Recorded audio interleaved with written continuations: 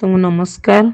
November 8-9-2025 ରେ state executive ବୈଠକ ଭୁବନେଶ୍ୱର କାର୍ଯ୍ୟାଳୟରେ ହୋଇଥିଲା। 17ଟି ଜିଲ୍ଲା ଏଥିରେ ଯୋଗଦାନ କରିଥିଲେ।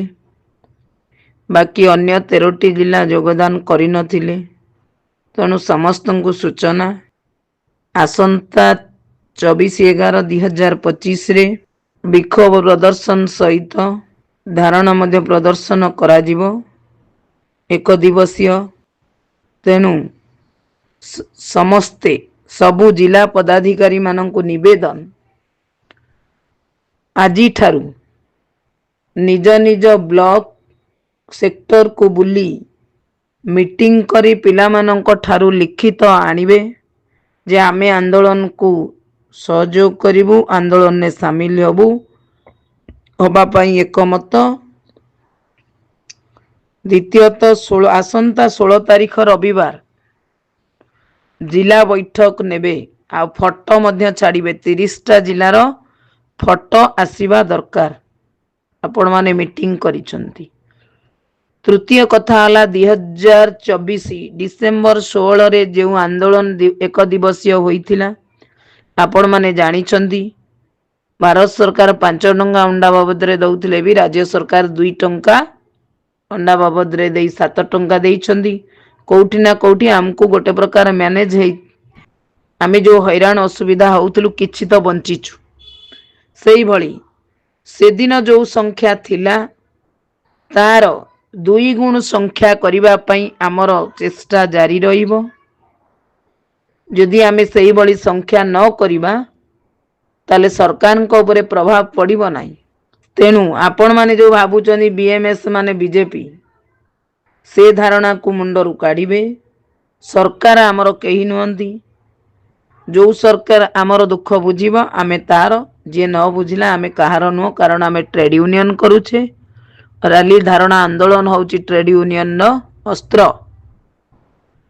ତେଣୁ ଏ କଳି ଯୁଗରେ ସଂଘ ଶକ୍ତି ହଉଛି ଏକମାତ୍ର ଶକ୍ତି ଯିଏ ଆମ ସମସ୍ତଙ୍କୁ ନ୍ୟାୟ ଦେଇପାରିବ। ଆଉ ଦ୍ୱିତୀୟ ଶକ୍ତି କିଛି ନାହିଁ। ସେଇଥିପାଇଁ କୁହାଯାଏ ସଂଘ ଶକ୍ତି କଳିଯୁଗେ।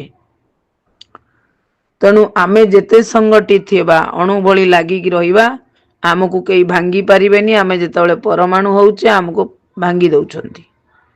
ତେଣୁ ମୋର ନିବେଦନ ରହିବ, ଜୋତାକୁ ପାଦରେ ପିନ୍ଧୁଛେ ତାକୁ ସାଇତିବା ଦରକାର, ପରିଷ୍କାର କରିବା ଦରକାର। କିନ୍ତୁ ଯାହାକୁ ପାଦରେ ପିନ୍ଧୁଛେ ଆମେ, ତାକୁ ଆମେ କାଚ ଆଲମିରା ଭିତରେ ରଖି ବିକ୍ରି କରୁଛେ, ଝାଡୁଛେ। କିନ୍ତୁ ଯିଏ ଆମକୁ ସାରା ଜୀବନ ଆଲୋକ ପ୍ରଦାନ କରୁଛି, ଜ୍ଞାନ ପ୍ରଦାନ କରୁଛି, ବହି ଖଣ୍ଡେ ଆମେ ତାକୁ ରାସ୍ତା କଡ଼ରେ ଧରି ବିକୁଛେ ଖୋଲାରେ। ସେଇଭଳି ମୋର କହିବାର ମାନେ ହଉଛି, ଆମେ ସଂଗଠନକୁ, ଯିଏ ଆମକୁ ସୁରକ୍ଷା ଦଉଛି, ଯିଏ ଆମକୁ ଜ୍ଞାନ ପ୍ରଦାନ କରୁଛି, ଯିଏ ଆମକୁ ଆମର ଅଧିକାରକୁ ପାଇବା ପାଇଁ ଆମକୁ ସାହାଯ୍ୟ କରୁଛି, ଆମେ ତାରି ଉପରେ ପ୍ରଶ୍ନ କରୁଛେ ସଂଘ କଣ କରୁଛି। ସଂଘ ହଉଛୁ ଆମେ ସମସ୍ତେ। ଆମେ ଏକାଠି ମିଶିଲେ ସଂଘ। ଆମେ ଯେତେବେଳେ ଏକାଠି ହଉନାହୁଁ ସେ ସଂଘ ନୁହେଁ। ଚତୁର୍ଥ କଥା ହଉଛି, ଏବେ 4ଟି ଲେବର କୋଡ ଆସିଛି। ସେ ଲେବର କୋଡରେ ଯୋଉ ରୀତିନୀତି ନିୟମ ଅଛି ତାକୁ ବି ଭାରତୀୟ ମଜଦୁର ସଂଘ ବିରୋଧ କରୁଛି। ତା ସତ୍ତ୍ୱେ ବି ଯେତେବେଳେ ବିହାରରେ ଲାଗୁ ହେଲାଣି, ଓଡ଼ିଶାରେ ଲାଗୁ ହେବା ପାଇଁ କେତେ ମାତ୍ର। ଆଉ ସେଥିରେ ଗୋଟିଏ କଥା ଜାଣନ୍ତୁ, ଯଦି ଜିଲ୍ଲାରେ 71% ସଭ୍ୟ BMS ରେ ନାହାନ୍ତି, ଆପଣମାନେ ସଂଗଠନ କରିପାରିବେ ନାହିଁ। ସରକାର ତାକୁ ମାନିବେ ନାହିଁ। ଆପଣମାନେ ସଂଗଠନ କରିପାରନ୍ତି, ଆନ୍ଦୋଳନ କରିପାରନ୍ତି, ସରକାର କିନ୍ତୁ ତାକୁ ସ୍ୱୀକୃତି ଦେବେ ନାହିଁ। ତେଣୁ ଆମ ପାଖରେ ଏବେ ବିଚାର କରିବାର ଅଛି ଯେ ମୋ ଜିଲ୍ଲାରେ କେମିତି ସଂଗଠନରେ 71%ରୁ ଅଧିକ ମେମ୍ବର ରହିବେ। ଖାଲି ମେମ୍ବର ରହିଗଲେ ହବନି, ମୁଁ BMS କହିଲେ ହବନି। ସେଥିପାଇଁ ମେମ୍ବରସିପ ଆମକୁ ଦବାକୁ ପଡ଼ିବ। କାରଣ ସେତେବେଳେ ଯେତେବେଳେ ଲେବର କୋଡ ଲାଗୁ ହବ, ଆମର ସମସ୍ତ ପ୍ରକାର ଅଡିଟ୍ ହବ। କେତେ ଆମର ମେମ୍ବର, ନେମ ୱାଇଜ ମେମ୍ବରଙ୍କ ନାଁ ରହିବ। ପ୍ରତିବର୍ଷ ମେମ୍ବରସିପ ଦଉଛନ୍ତି ତାର ତାଲିକା ରହିବ। ମେମ୍ବରସିପ ପଡ଼ିବ, କ୍ୟାଶବୁକ୍ ମେଣ୍ଟେନ ହବ। तेणु अनेक आमे जितेबाला सरकार पाखरे दाबी करुचु सेतेबाला सरकार भी किछि नीति नियम कठोर करने को जाउछंती। तो सरकार जेते कठोर हेबे आमको सेते कठोर हेई सेते एकाठी हेई काम करिबा पाई मु समस्त को अनुरोध करिबी।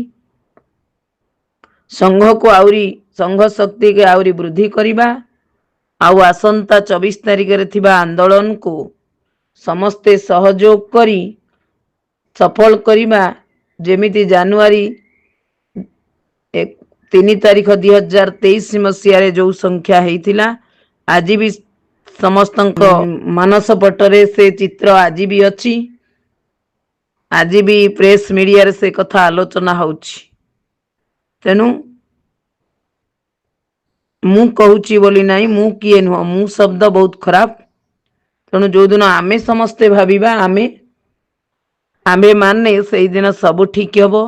तो मोर निवेदन रहिबो एबे आपण माने आलस्यता को त्याग करी सेंटर 1 साढ़े 1 पर्यंत रही 2टा परे सेक्टर विभिन्न ब्लॉक आपण मानक पाखरे जो ब्लॉक गुडी को रहिछि तार मीटिंग नियंतु पिला मानकु बुझांतु ए लेबर कोड उपरे जदि आमे गोटे संगठन एतिके % न रहिबो ताले आमको सरकार स्वीकृति देबे नाही।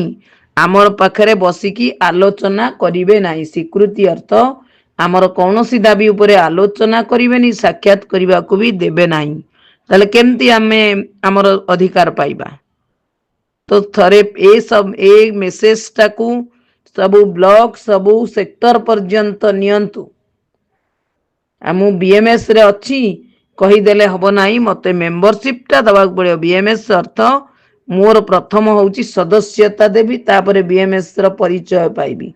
मुझे पर्यंत सदस्यता देनी से पर्यंत बीएमएस परिचय मो पाखरे नहीं। तो आमे समस्ते चेष्टा करिबा से संख्या ठारू जेमती ऊर्ध्व संख्या हम ताठू अधिक हेले आउ टिके आम पई भल।